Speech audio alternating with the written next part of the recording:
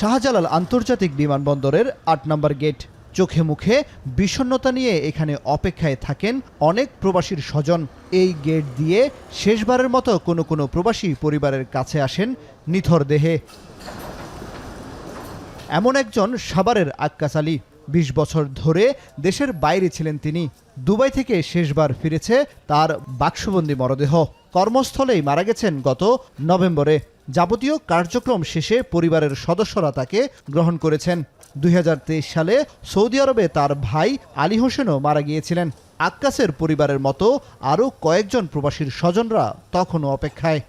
এই কাগজের জন্য আমরা একটু হ্যারাসমেন্ট হলাম যেই লোক এত বছর দেশকে সেবা দিল, আজকে একটা লাশ, এরা ওইভাবে আমরা ওই সেবাটা পাচ্ছি না এখানে। 15 তারিখে হঠাৎ বুকের ব্যথা উঠে হসপিটালে ছিল, আইসিতে ছিল 15 দিন। তারপরে 28 তারিখে উনি মারা যায় শুক্রবারে। 25 দিন হয়েছে, এখন মরদেহ আসতেছে। চলতি বছরের জানুয়ারি থেকে নভেম্বর পর্যন্ত 30টি দেশ থেকে প্রবাসীদের মরদেহ ফিরেছে 2999 জনের। এর মধ্যে বিভিন্ন দেশে 88 জন আত্মহত্যা ও হত্যার শিকার হয়েছেন 12 জন প্রবাসী। সর্বাধিক মরদেহ এসেছে সৌদি আরব, মালয়েশিয়া, ওমান ও সংযুক্ত আরব আমিরাত থেকে। আপনাকেই বলছি, ইন্স্যুরেন্স করলে সিটিতে সুরক্ষা পাবেন নিশ্চিত। গত অর্থ বছরে দেশে ফিরে 4892 জনের মরদেহ। এই যে এতগুলি মৃত্যু, হাজার হাজার লোকের মৃত্যু যখন আমরা দেখি প্রতি বছর, তখন আমাদেরকে কষ্ট দেয়। এবং সেটা আমরা দেখি যে একটা ময়নাতদন্তেরও রিপোর্ট আমাদের হয়। এখন লাশ ফেরত আসার পর আমরা ময়নাতদন্ত করে যদি কিছু পেয়েও যাই, সেটা তো তারা হয়তো মানবে না। আমরা সেখানে রিপোর্ট দেওয়ার দিন পরে কি করব। বিএমইটির ছাড়পত্র বা বীমা গ্রহণ করে প্রবাসে গেলে অসুস্থ কিংবা মৃত্যু হলে তাদের পরিবারকে সহযোগিতা করে ওয়েজ আর্নার্স কল্যাণ বোর্ড। কেবল গত অর্থ বছরে প্রবাসীদের মরদেহ দেশে ফেরাতে 200 কোটি টাকা খরচ হয়েছে। তিনি যদি ডকুমেন্টেড কর্মী হন, মারা গেলে পরে সেখানে যত টাকাই লাগুক আমরা তাৎক্ষণিকভাবে তার ডেড বডি আমাদের খরচে নিয়ে আসি।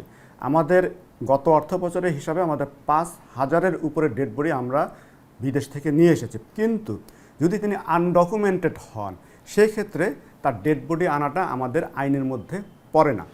তবে অভিবাসন সংশ্লিষ্টরা বলছেন, বিএমইটির কার্ড নিয়ে যাওয়ার পরও কর্মী পাঠানোর প্রক্রিয়া ও রিক্রুটিং এজেন্টগুলোর প্রতারণায় অনেকে অবৈধ হয়ে যান। এতে সরকার ঘোষিত 3 লাখ টাকার ক্ষতিপূরণ পাওয়াও আটকে যায় নিয়মের বেড়াজালে। মৃত্যু সনদ দেয়া, তাদের সেখানে তারা যে নিয়োগপত্র তাদের ছিল কিনা, এই বিষয়টিও তাদের ক্ষেত্রে তাদের ক্ষতিপূরণ পাওয়ার ক্ষেত্রে জটিলতা তৈরি করে। প্রবাসী মৃত্যুর পর এই সহায়তার জটিলতা এড়াতে ক্ষতিপূরণ আদায়ের প্রক্রিয়া সহজ করা, বিদেশে যাওয়ার আগেই উত্তরাধিকার নির্ধারণ ও কর্মীদের কাছ থেকে গ্রহণ করা অর্থ সরাসরি তাদের কল্যাণে ব্যয় করার পরামর্শ দিচ্ছেন অভিবাসন বিশেষজ্ঞরা। উত্তরাধিকারের নির্বাচনের জন্য যে দেরিটা হয়, বিলম্বটা হয়, সেটা হবে না এবং অন্য উত্তরাধিকারী এটা জোর করে নিয়েও নিতে পারবেন না। যে পরিমাণ টাকা এই খাতে সরকার ওঠাচ্ছেন, প্রায় 3500 টাকা ব্যক্তি প্রতি তারা গ্রহণ করছেন। এই নিয়মিত অনিয়মিতর বাধাটা তৈরি না করে যদি এদেরকে দেবার ব্যবস্থা হয়, আমার মনে হয় সেটা হবে অনেক বেশি যুক্তিসঙ্গত ব্যবহার।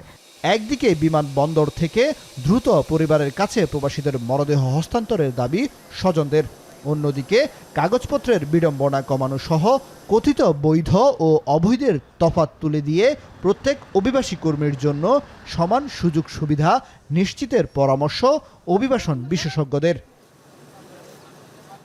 কামরুল হাসান জনি, এখন, ঢাকা।